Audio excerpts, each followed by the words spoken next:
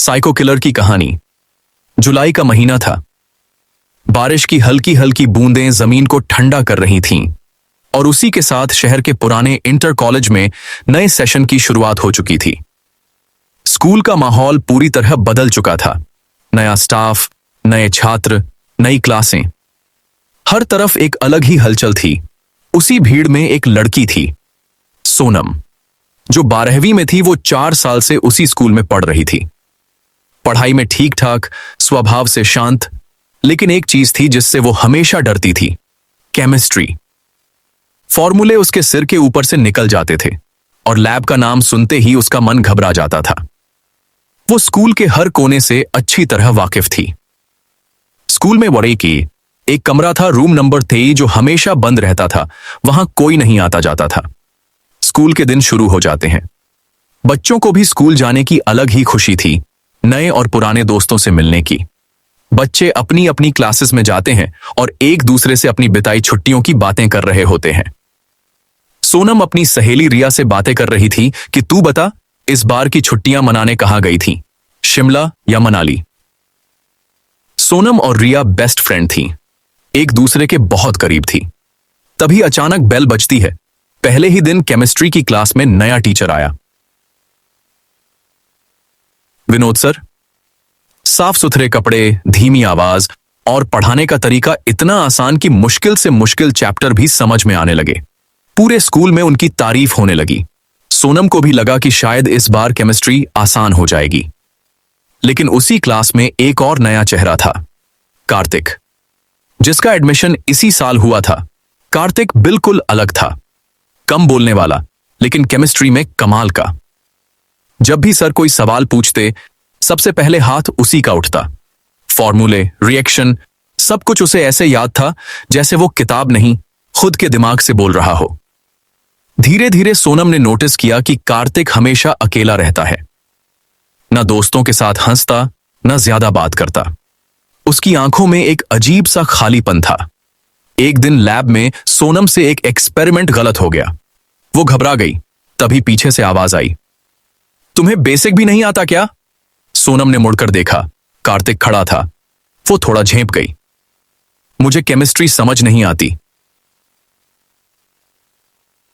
कार्तिक कुछ सेकंड उसे देखता रहा, फिर बोला, अगर सीखना है तो ठीक से सीखो।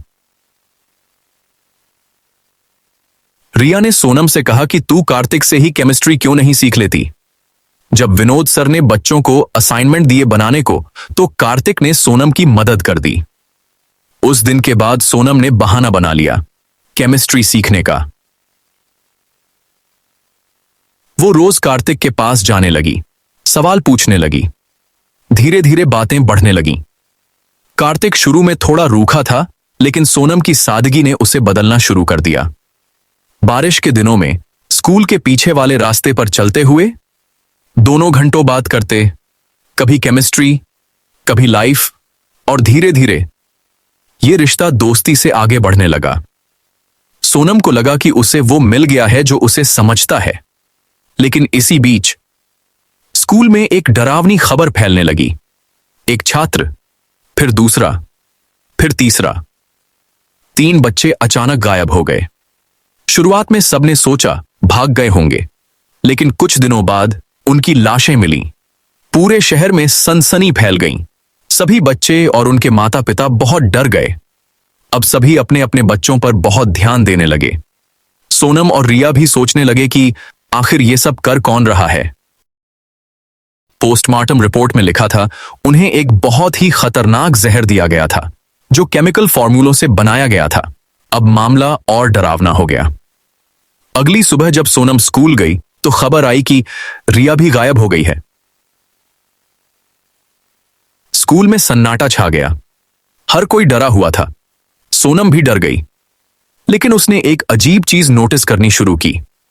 जब पिछले दिन रिया, कार्तिक और सोनम, ये तीनों एक साथ छुट्टी के बाद घर निकले थे, सोनम का घर पहले पड़ गया तो वो घर चली गई, और कार्तिक और रिया, फिर वो दोनों घर गए। कार्तिक ने कहा था कि मैंने रिया को छोड़ा और अपने घर निकल गया, लेकिन रिया के घर वालों का कहना था कि वो कल स्कूल के बाद घर आई ही नहीं। सोनम रिया के गायब होने से बहुत टूट गई और अब वो खुद भी जानना चाहती थी कि इन सब के पीछे है कौन। एक दिन जब कार्तिक क्लास में नहीं था, सोनम ने उसका बैग देखा। अंदर कुछ ऐसी चीजें थीं जो उसका दिल हिला देने के लिए काफी थीं। एक पेन जिस पर किसी दूसरे छात्र का नाम लिखा था, एक घड़ी जो उस लड़के की थी जो गायब हुआ था, और कपड़ों पर हल्के हल्के खून के निशान। सोनम का दिमाग सुन्न हो गया। उसने कुछ नहीं कहा, लेकिन अब उसके दिल में डर बैठ चुका था। कुछ दिनों बाद कार्तिक भी अचानक गायब हो गया। अब सोनम का शक और गहरा हो गया। उसे लगा ये सब जुड़ा हुआ है और कार्तिक इसमें शामिल है रे। उसने सच्चाई जानने का फैसला किया। एक दिन उसने चुपचाप पुलिस को सारी बात बताई और खुद ही सच तक पहुंचने की ठान ली। स्कूल में एक पुराना कमरा था, रूम नंबर 13। वो हमेशा बंद रहता था और वहां कोई नहीं जाता था। रात के समय सोनम अकेली स्कूल पहुंची। बारिश हो रही थी, चारों तरफ सन्नाटा। उसका दिल जोर जोर से धड़क रहा था। वो धीरे धीरे रूम नंबर 13 के पास पहुंची।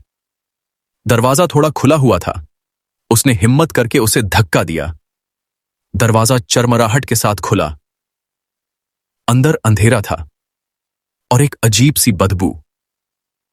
जैसे ही उसने मोबाइल की लाइट ऑन की, उसके पैरों तले जमीन खिसक गई। कमरे में केमिकल की बोतलें, अजीब उपकरण और कोने में पड़े थे उन्हीं छात्रों के बैग और सामान। और तभी अंधेरे से कोई बाहर आया। कार्तिक। सोनम का दिल टूट गया। तुम? उसकी आवाज कांप रही थी। कार्तिक कुछ बोल पाता उससे पहले पीछे से एक आवाज आई, अरे वाह, आज तो शिकार खुद चलकर आ गया। सोनम ने पीछे मुड़कर देखा। वो थे विनोद सर, केमिस्ट्री टीचर। उनके चेहरे पर एक अजीब सी मुस्कान थी। अब सब कुछ साफ हो चुका था। वो ही थे असली कातिल। उन्होंने बताया कि वो केमिस्ट्री के जरिए एक ऐसा जहर बनाते थे जो बिना निशान छोड़े मार देता था, और वो जहर देने के बाद इंसान बहुत तड़पता था। और कार्तिक बस उनका इस्तेमाल किया हुआ मोहरा था। सोनम रोते हुए कार्तिक से बोली, तुमने ऐसा क्यों किया? कार्तिक की आंखों में पहली बार पछतावा दिखा। मैं नहीं चाहता था ये सब। लेकिन वो आगे कुछ बोल पाता उससे पहले विनोद सर गुस्से में चिल्लाए, मुझे बहुत मजा आता है लोगों को दर्द देकर। जब वो तड़पते तो मुझे एक अजीब सा सुकून मिलता है। सोनम हैरान रह गई। कार्तिक ने धीमी आवाज में कहा, पापा, इसे छोड़ दो। तभी पहली बार सच सामने आया। वो दोनों बाप बेटे थे, लेकिन विनोद सर अब पागल हो चुके थे। जो भी सच जानता है वो जिंदा नहीं रहता। उन्होंने सोनम की तरफ कदम बढ़ाया और तभी बाहर से आवाज आई, पुलिस, कोई हिलेगा नहीं। दरवाजा जोर से खुला। पुलिस अंदर आ गई। सोनम ने पहले ही उन्हें सब बता दिया था। विनोद सर और कार्तिक दोनों पकड़ लिए गए। विनोद की मेडिकल रिपोर्ट से पता चला कि वो साइको है। पहले भी वो बहुत खून कर चुका था। वो हर साल शहर बदल देता था और वो कार्तिक को भी अपनी तरह बनाना चाहता था। सोनम वहीं बैठ गई, कांपते हुए। उसकी आंखों में आंसू थे। प्यार, धोखा, डर, सब एक साथ था। उसे बचा लिया गया था, लेकिन उसके दिल में जो टूटा था वो कभी नहीं जुड़ने वाला था। और कुछ दिन बाद खबर आई कि विनोद और कार्तिक जेल से भाग गए हैं और सोनम के फोन पर मैसेज आता है कि कहानी अभी खत्म नहीं हुई है। सोनम डर जाती है। अगर आप चाहते हो मैं इसका दूसरा पार्ट बनाऊं तो कमेंट में लिखे पार्ट 2। अगर आपको यह कहानी अच्छी लगी हो तो लाइक करें, शेयर करें और चैनल को सब्सक्राइब करना न भूलें।